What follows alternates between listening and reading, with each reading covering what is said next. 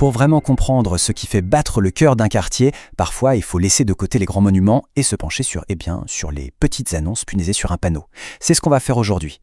On va suivre saison après saison la vie du Val-de-Cibourg, un quartier qui nous raconte son histoire à travers un troc de plantes, un café entre voisins et une sacrée dose d'organisation. C'est une plongée en fait au cœur même de ce qui fabrique une communauté. Voilà notre feuille de route pour l'année. Tout commence en avril, évidemment avec le printemps. On enchaîne en septembre avec un moment pour se retrouver, tout simplement. Puis l'ambiance devient festive en novembre, avant de boucler la boucle en mars, quand il faut préparer la suite. On va voir ensemble comment ce cycle entre convivialité et citoyenneté façonne la vie du quartier. Allez, on y va, bienvenue au Val-de-Cibourg. Mais avant même de parler des événements, la première question qui se pose c'est qui est derrière tout ça? Qui organise, qui motive, qui fait en sorte que les choses se passent?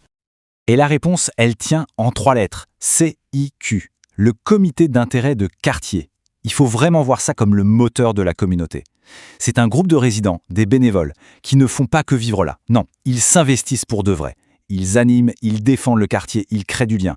En gros, c'est la colonne vertébrale de tout ce qu'on va découvrir. Notre histoire commence donc logiquement au printemps. C'est la saison du renouveau, et au Val-de-Cibourg, ça se traduit par un événement qui met tout le monde dehors, les mains dans la terre, ou presque. De nombreuses animations vous attendent. Juste cette petite phrase tirée de l'annonce, elle dit tout. On comprend tout de suite que ce n'est pas juste un simple échange de géranium, c'est une vraie fête de quartier, un moment pensé pour que les gens se rencontrent, discutent et partagent bien plus que des plantes. Alors, concrètement, c'est quoi? C'est le troc aux plantes. Et c'est organisé par une association au nom génial, Pêle-mêle Oval. Le principe est hyper simple. On vient avec ses boutures, ses graines, et on repart avec des nouveautés pour son jardin ou son balcon. Mais en réalité, on repart surtout avec des conseils, des contacts et le sentiment d'avoir passé un bon moment.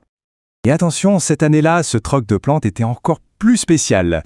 Le chiffre 20, là, il ne correspond pas à l'âge du troc, mais à celui de l'arboretum du quartier. Du coup, l'événement prend une autre dimension. Ce n'est plus juste une animation, c'est aussi une célébration, un hommage à ce patrimoine vert qui fait partie de l'histoire locale. On avance dans le temps, les plantes ont poussé, l'été est presque fini, c'est le moment de la rentrée et le quartier a choisi ce moment un peu charnière pour proposer un autre type de rendez-vous. L'appel est très clair. Il ne s'agit pas juste de boire un café pour le plaisir de se voir, non. L'idée, c'est de transformer ce moment en une sorte de mini-forum des associations. On cherche un cours de yoga, un club de sport pour les enfants. C'est le moment pour tout découvrir juste en bas de chez soi. Et regardez bien qui organise. On retrouve notre CIQ, bien sûr, mais cette fois il s'associe avec la supérette Proxy. C'est super malin. Le lieu où on fait ses courses le dimanche matin devient, le temps de quelques heures, le point névralgique de la vie sociale du quartier. C'est tout sauf anodin. C'est exactement ça en fait. On touche à quelque chose de fondamental ici. Quand l'association de quartier et le commerce de proximité travaillent main dans la main, ça crée un tissu local hyper solide. C'est la preuve que quand les bénévoles et les acteurs économiques locaux unissent leurs forces, c'est tout le quartier qui y gagne. L'année continue de filer. Nous voilà en automne. Les jours raccourcissent, c'est vrai. Mais au Val-de-Cibourg, l'ambiance, elle, se réchauffe à l'approche de l'hiver. Forcément, qui dit automne dit préparation des fêtes de fin d'année avec le traditionnel marché de Noël. Et qui est-ce qu'on retrouve aux commandes? Le collectif Pêle-mêle Oval, les mêmes que pour le troc de plantes. On voit bien qu'ils sont sur tous les fronts. Le gymnase se métamorphose alors en un marché d'artisans, une vraie bulle de chaleur pour bien commencer l'hiver. Nouveauté, balade à poney. Ça, c'est le petit détail qui fait tout. On pourrait se dire que c'est anecdotique, mais en fait, ça montre quelque chose d'important. Ces événements ne sont pas figés dans le marbre. Ils vivent, ils évoluent, ils se renouvellent, pour continuer à plaire, et surtout pour faire briller les yeux des plus jeunes.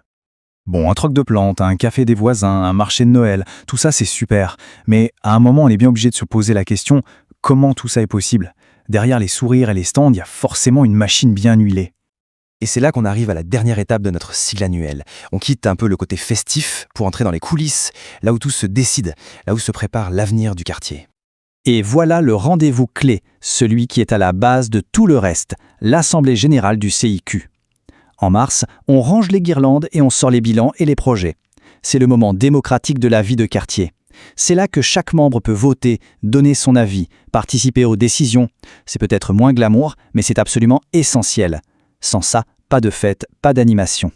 Finalement, cette année au Val-de-Cibourg, elle nous montre un équilibre assez parfait.